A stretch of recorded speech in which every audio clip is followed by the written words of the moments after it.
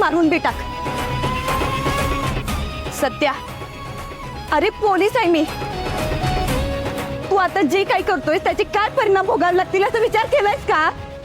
सगळा विचार केला मी वाघमारे, आणि सगळा विचार करूनच हा डिसिजन घेतलाय.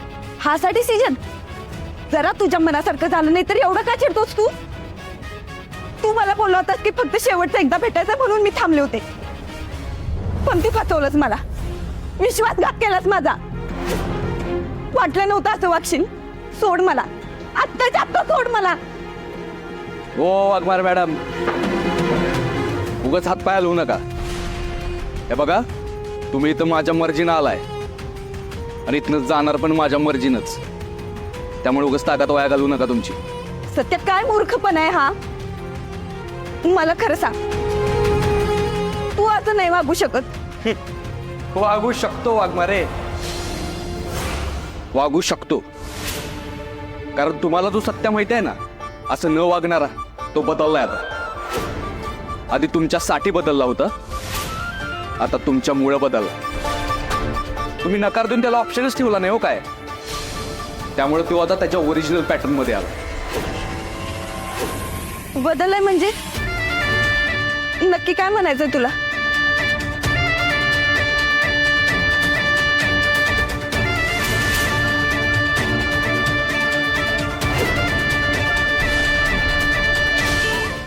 माझ्या डोळ्यात डोळे घालून बघा. माझ्यात काय बदल जाणवते तुम्हाला?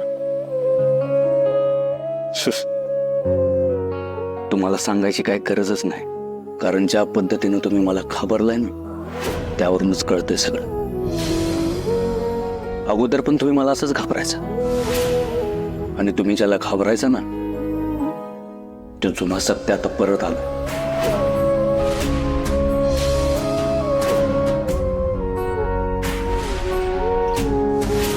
आणि यू सत्या कुणाला सोडत नसतो. कुणाला म्हणजे कुणालाच नाही.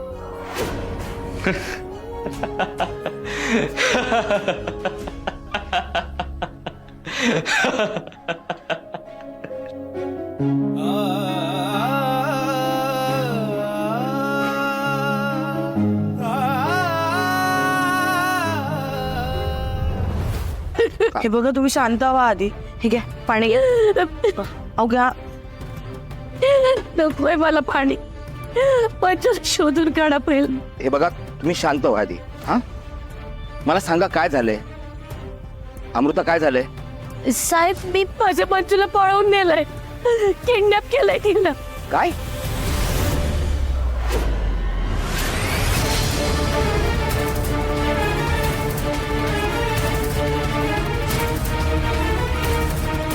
हे बघा, तुम्ही शांत व्हा, घाबरू नका.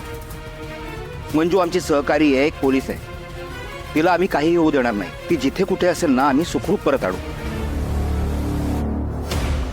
रणविजय, येस. हे बघा, तुमच्या सगळ्या खबरांना ऍक्टिव्ह करा. बघा काय लीड मिळते का. येस. आणि तुम्ही सगळे इकडे या रे, लवकर आहे ना. रणविजय, येस. सगळ्या चौक्यांवरती माणसं वाढवा. आणि बघा, कुठलीही गाडी, अगदी कुठलीही गाडी चेक न करता गेली नाही पाहिजे. त्यामध्ये कुणीही असो, कुणी VIP असो, मोठा माणूस असो, गाडी चेक झालीच पाहिजे. हा, आणि अजून एक गोष्ट, कुणी नावं सांगतील ओळखीची, पॉलिटिशियनची, हा, अगदी मुख्यमंत्र्यांचा जरी फोन आला ना तरी ऐकायचं नाही. आपला माणूस किडनॅप झालेला आहे. एका पोलिसाचं अपहरण आधीच आपल्यासाठी लाजिरवाण आहे. येतंय ना लक्षात? Yes sir. चला, लागा कामाला. Yes sir.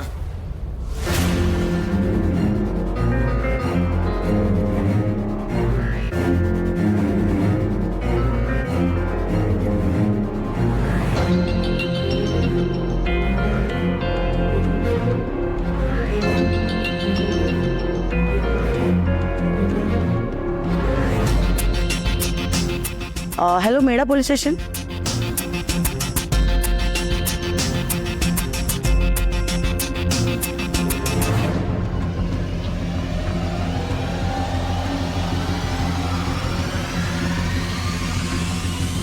ठीक आहे सर. बर, माने आत्ताच्या आत्ता सगळ्यांनी वाडेपाड्याचे चेक पुसवता आणि तिथं गेल्यानंतर मला फोन करा. हं? चला निघा. सर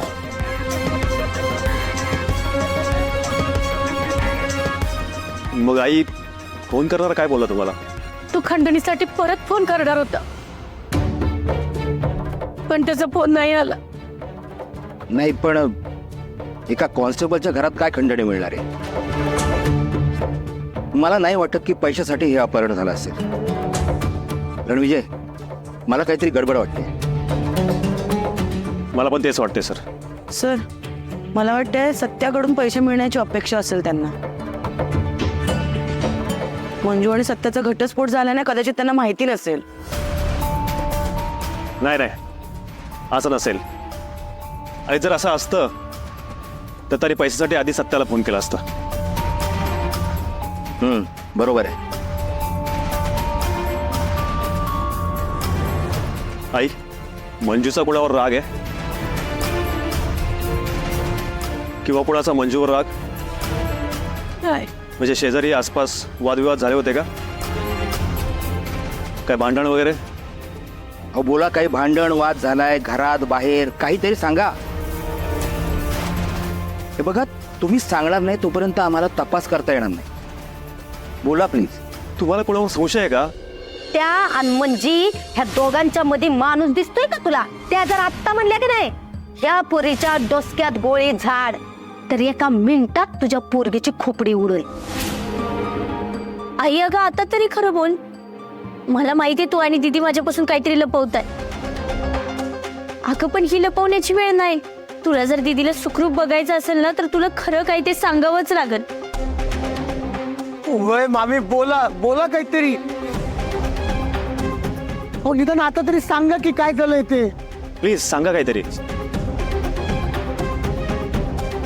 खात्री अशी नाही, पण मंजूची आत्या आणि सत्यजितरावांच्या मम्मी साहेब यांच्यावर संशय आहे.